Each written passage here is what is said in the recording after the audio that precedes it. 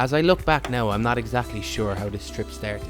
Sometimes I get an idea in my head, and once it's in there, there's no getting it out. Starting this trip, I had no idea how difficult it would be to buy a car in South Africa. I had no idea how much money it would cost, and I had no idea about visas. But after 5 minutes of thinking about it, I was sold. Everything else I'll learn while on the road. Which leads me to my first country here, Lesotho. Once I posted that I was in Lesotho, I noticed I was getting a lot of comments. People were wondering why I didn't just go up the west coast. It is way quicker going that way. I see people doing this trip all the time on Instagram. A lot of people get it done in 3 or 4 months, but this is less about the destination and more about the journey for me. I want to see as many African countries as I can. Plus, I fucking love snowboarding. After leaving South Africa, this was the first main stop on the road trip. There's a little ski resort in Lesotho called Afri-Ski. A friend mentioned this to me in passing as we were leaving South Africa, and once I found out, I had to go. Good evening, earthly brethren! I am Druid Snowmaker, and this is my snowmaking team!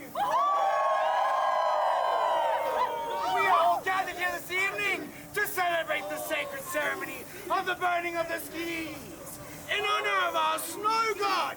Titus Reyes doesn't melt our precious snow. We want snow! Ladies and gentlemen, it has come to that time of the evening where we must join our old friends, Jose Cuervo, Uncle Jack Daniel, Mr. Smirnoff, and of course, Mr. Maluti! And by God did they show me a good time up there. I don't really drink anymore, but I had a good time watching.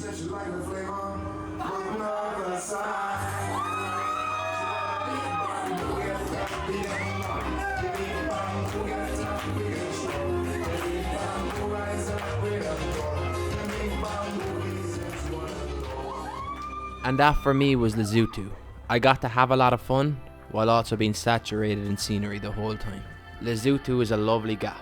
It's way up the mountains and it's landlocked by South Africa on all the sides. If you're ever in South Africa, make it a road trip to come up this sandy pass and just have a look at these mountains out the window.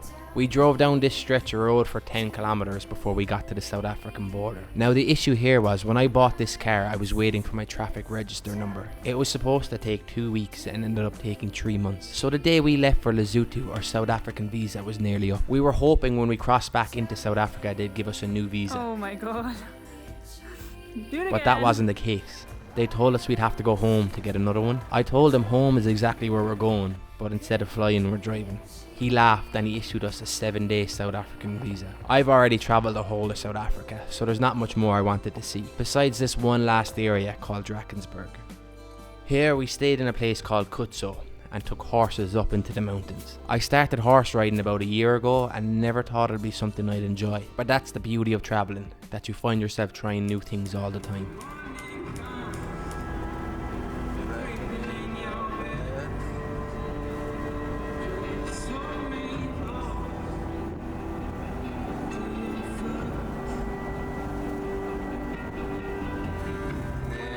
I'm gonna cut off the singing now before I embarrass myself too much. Things got a bit chaotic as we were travelling up South Africa. I had a bad dose of food poisoning, and while I was in my hotel room sick, a couple of people got shot right outside. So I travelled the whole way to Eswatini with a bad dose of food poisoning. And then honestly, I was just kind of happy to sit down next to a toilet again. I know this stuff is not really what you want to be looking at when you're watching a travel video, but this is also the reality of travelling. And as much as I want to keep showing the beauty of places, it's important to cover this. Because if I just keep showing the best parts, it gives a false sense of what travelling is like to you that are watching. Over the last year, I had food poisoning about 6 times, and it really does not get easier. Now I hate leaving a country feeling like I haven't seen it, but I spent the most of this time in Eswatini feeling sick. So we decided to call a spade and head to Mozambique.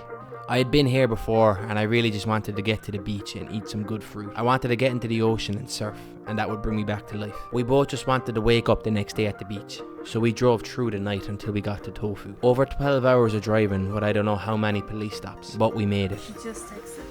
So maybe we put our stuff away. Oh, we're moving? Clean out the bats. Okay, we're moving.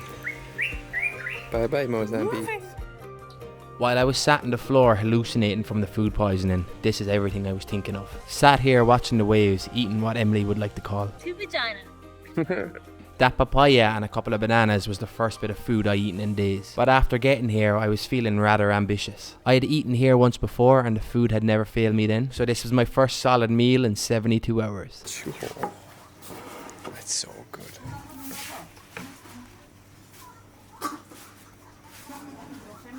You get all my onions. Right up until I got sick, we had actually been sleeping a lot in the car. We have a mattress in the back, so we both really enjoy camping in there. But here when we got to Tofu, we ended up getting a collaboration with Duna Sanambula. We'd stay at their place and film content, and in exchange we'd send it all to them. So we got to fuck around here for a couple of days.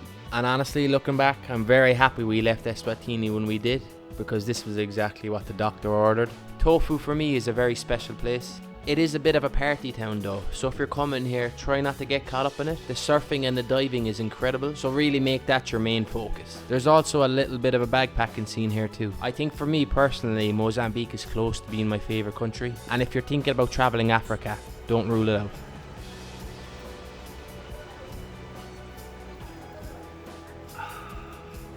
Now the whole way up from South Africa to Mozambique, it's basically a load of right hand breaks the whole way.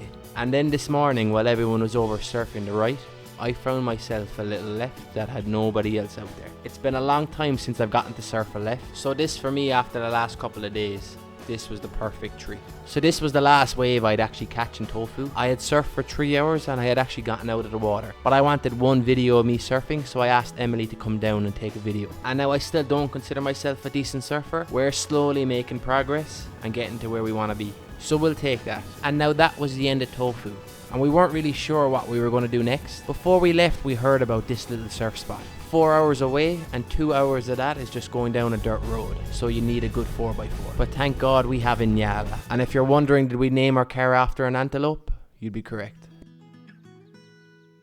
We were told there'd be no shops down here for hours, so you have to bring your food and cook on the beach. Just a town with some local fishermen. They say you can drive your car onto the beach. So we drove up the beach and picked a spot to camp for the night. This is the sort of thing I imagined when I said I was going to do this road trip. Staying in nice places is great, but this, you can't beat this. We watched the sun go down on the beach right from the car, and then we got to cooking. We don't have a refrigerator, so most of the time we're just using dry and canned foods. Plenty of vegetables. Right now we're cooking up chickpeas, tomatoes and pasta. Mix it up with a head of garlic and ginger and you've got yourself a feast. Isn't it fucking unreal? We woke up the next morning to some of these local dogs chilling underneath our car. We met their owner, and for a little bit of money he let us use his shower. And this is another spot that I could have stayed here all week. But sometimes when I stay in a place that seems so perfect that I kinda just have to leave.